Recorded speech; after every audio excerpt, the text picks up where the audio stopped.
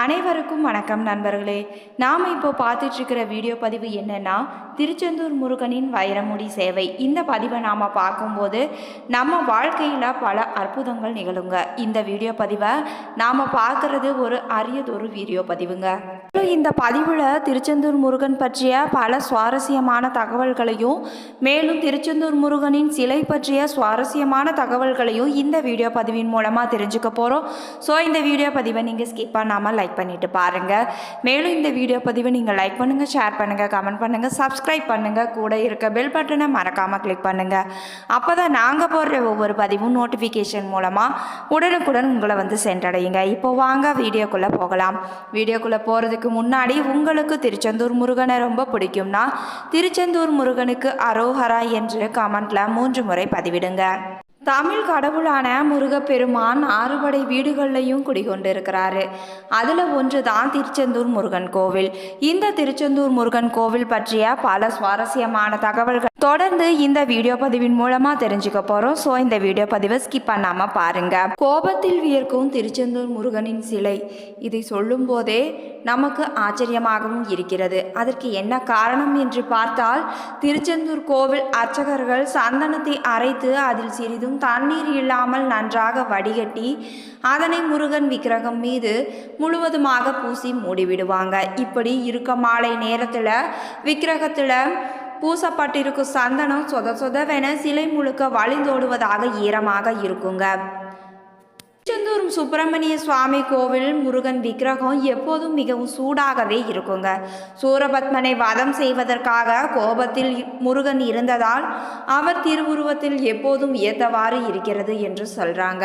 இந்த கோவில் அர்ச்சகர்கள் சந்தனத்தை அரைத்து அதில் சிறிதும் தண்ணீர் இல்லாமல் நன்றாக வடிகட்டி அதனை முருகனின் சிலை மீது முழுவதுமாக பூசி மூடிவிடுவாங்க.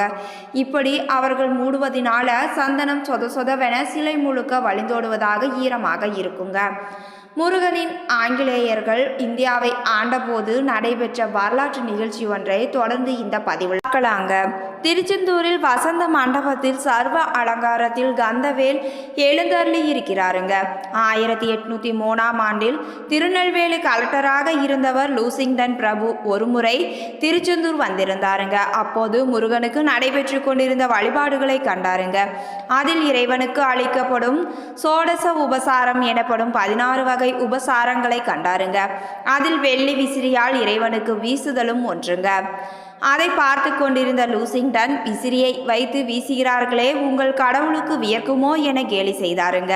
பெரிய அதிகாரி என்பதால் பதில் சொல்ல தயங்கி கொண்டிருந்த அர்ச்சகர் ஒரு வழியாக தன்னை தைரியப்படுத்தி கொண்டு, ஆம், எங்கள் சண்முகனுக்கு வியர்க்கும் என கூறி முருகப்பெருமானுக்கு அணிவித்திருந்த மாலை கவசத்தை எல்லாம் அகற்றி காண்பித்தாருங்க.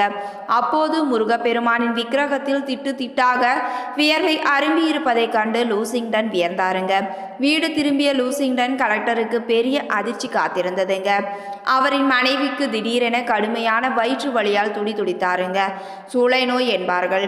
அதாவது இந்த நோய் ஏற்பட்டவருக்கு நெருப்பு கங்குகளை விழுங்கியது போல வயிறு வலிக்குங்க.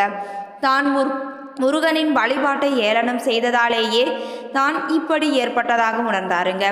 என்ன செய்வதென்று புரியாமல் தனக்கு கீழே வேலை பார்க்கும் முருக பக்தர் ஒருவரிடம் முருகனின் கோபம் தனியே என்ன செய்ய வேண்டும் என கேட்டாருங்க.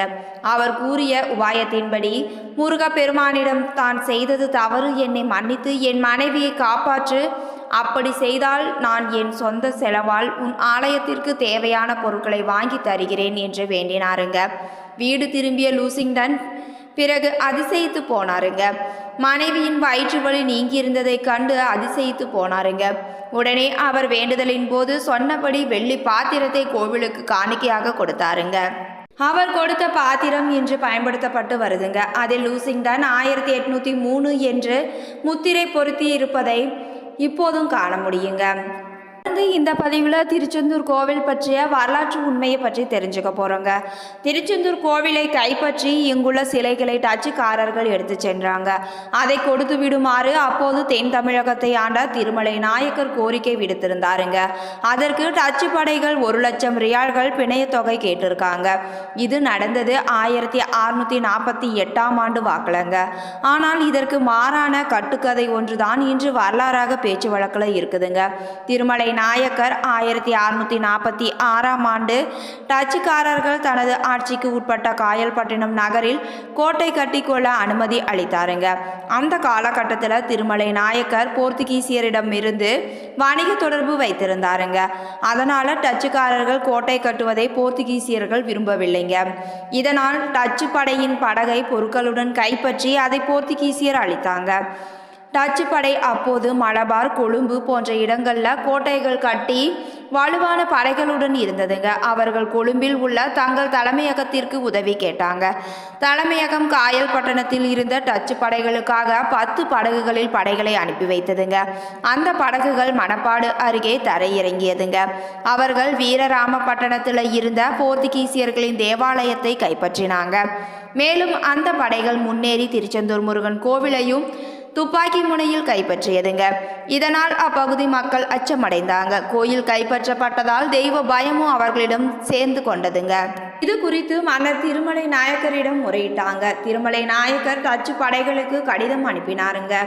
கோயிலை விட்டு உடனடியாக வெளியேற வேண்டும் எனவும் காயல்பட்டினத்தில் அவர்கள் கோட்டை தாக்கப்பட்டதற்கு ஈட்டு பணம் தருவதாகவும் அவர் உறுதி தந்தாருங்க.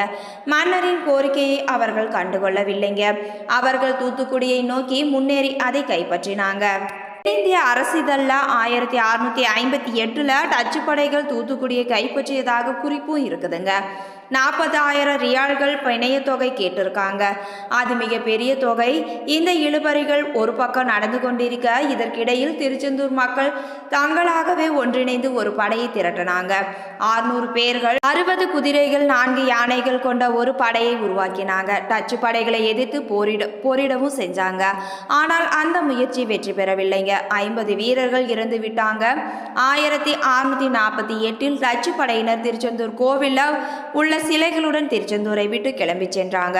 சிலைகளுக்கு பிணையமாக அவர்கள் 1,00,000 ரியால்கள் கேட்டாங்க. திருமலை நாயக்கரும் அவரது முகவரான வடமலை பிள்ளையனும் டச்சு படைகளுடன் பேச்சுவார்த்தை நடத்த ஒரு நால்வர் குழுவை அனுப்பினாங்க. பாட்டவியாவில் உள்ள டச்சு கவர்னருக்கு இவர்களின் கோரிக்கை தெரிவிக்கப்பட்டதுங்க.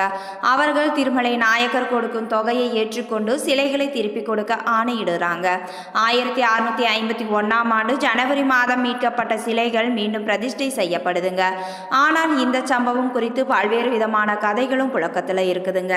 அருள்மிகு சுப்பிரமணிய சுவாமி கோவில் ஒரு பழமையான இந்து கோவில் ஆகுங்க. இது தமிழக அரசால் ISO சான்றிதழையும் பெற்றிருக்குதுங்க. இந்த கோவில் 2000 ஆண்டுகளுக்கு முன் கட்டப்பட்டது. மௌன சுவாமி என்ற துறவி இந்த கோவிலை மீண்டும் கட்டினாருங்க. இந்த கோவிலை கட்டி முடிக்க சுமார் 72 ஆண்டுகள் ஆனதுங்க. முருகப்பெருமானின் 6 அறுபடை வீடுகளில் 2வது கோவில் திருச்செந்தூர் முருகன் கோவில்ங்க. திருச்செந்தூர் முருகன் கோவிலுக்கும் கருப்பட்டிக்கும் பெயர் பெற்றது. இது சக்கரி என்று அழைக்கப்படுதுங்க. பெரும்பாலான கோவில்கள் மன்னர்களால் கட்டப்பட்டதுங்க. ஆனால் இந்த கோவில் மகான்களால் கட்டப்பட்டதுங்க. ஸ்தல புராணங்களின்படி இக்கோவிலில் 9 தீர்த்தங்கள் இருக்குதுங்க. இந்த தீர்த்தங்களில் நீராடுவது பக்தர்களுக்கு மந்திர பலன்களை தருவதாக நம்பப்படுதுங்க. திருச்செந்தூர் முருகன் கோவில் கடலுக்கு அருகில் அமைந்துள்ள முருகன் கோவில் ஆகுங்க. இந்த கோவில் கடற்கரையில இருந்து 200 மீட்டர் தொலைவில் அமைஞ்சிருக்குதுங்க. டச்சு கிழக்கிந்திய கம்பெனி 1646 முதல் 1648 வரை கோவிலை ஆக்கிரமித்ததுங்க. கோவிலை விட்டு வெளியேறும்போது முருகன் சிலை உட்பட அனைத்தையும் கொள்ளையடித்தாங்க. தங்கத்தால் செய்யப்பட்ட சிலை என்று நினைத்தாங்க. ஆனால் முருகனின் சிலை பஞ்சலோகத்தால் ஆனது. அவர்கள் பயணத்தின் போது கடுமையான புயலை எதிர்கொண்டார்கள். தங்கள் தவறை உணர்ந்த அவர்கள் பின் சிலையை கடலில் வீசிவிட்டு புயலில் இருந்து தப்பினாங்க. பின்னர் முருகப்பெருமான் வடமாளியப்ப பிள்ளை என்ற தம் பக்தரின் கனவில் வந்து சிலை இருக்கும் இடத்தை தெரிவித்தார். பின்னர் சிலை கடலில் இருந்து மீட்கப்பட்டதுங்க. கோபுரம் 300 ஆண்டுகளுக்கு முன் ஸ்ரீ தேசிகமூர்த்தி சுவாமிகளால் கட்டப்பட்டதுங்க. திருச்செந்தூர் கோவிலின் ராஜகோபுரம் 9 நிலைகளுடன் 150 அடி உயரம் கொண்டதுங்க. 26, 2004 அன்று இந்திய பெருங்கடலில் சுனாமி தமிழக கடற்கரையை தாக்கிய போது இந்த பழமையான இடத்தை தவிர கோயிலை சுற்றியுள்ள அனைத்து பகுதியும் அழிந்ததுங்க. முருகப்பெருமான் சூரபத்மன் மற்றும் பிற அசுரர்களுடன் போரிடும் போது தன்னை பின்பற்றுபவர்களின் தாகம் தீர்க்க 4 கிணற்றை தனது ஈட்டியால் உருவாக்கினாருங்க. இப்போ நீங்க ஸ்கிரீன்ல பார்த்துட்டு இருக்கிறது கருங்காலியாலான மோதிரங்க. இந்த மோதிரமானது முழுவதுமாக தங்கத்தால் முலாம் பூசப்பட்டிருக்கிறது. மேலும் பித்தளையால் செய்யப்பட்டிருக்குதுங்க. இந்த மோதிரம் மேலும் ஆண் பெண் என இருபாலரும் அணிகிற மாதிரி அட்ஜஸ்டபிள் டைப்பில் செஞ்சுருக்காங்க. இந்த மோதிரத்தை இப்போ நம்ம உற்சாகம் ப்ராடக்ட்ஸில் சேல்ஸ் பண்ணுறாங்க. அதுவும் மிக குறைந்த விலைக்கே சேல்ஸ் பண்ணுறாங்க. மோதிரத்தின் விலை 250 ரூபாய் மட்டும்தான். தமிழ்நாடு முழுவதுமாக கொரியர் சர்வீஸும் பண்ணுறாங்க. கொரியர் சர்வீஸ்க்கு 50 ருபீஸ் சார்ஜ் பண்ணுறாங்க. மொத்தம் 300 ரூபாய்க்கு இந்த மோதிரம் விற்கப்படுதுங்க. உங்களுக்கு வேணும்னு நினச்சிங்கன்னா ஸ்க்ரீனில் தெரியுற வாட்ஸ்அப் நம்பருக்கு வாட்ஸ்அப் பண்ணி இந்த மோதிரத்தை நீங்கள் வாங்கிக்கலாங்க.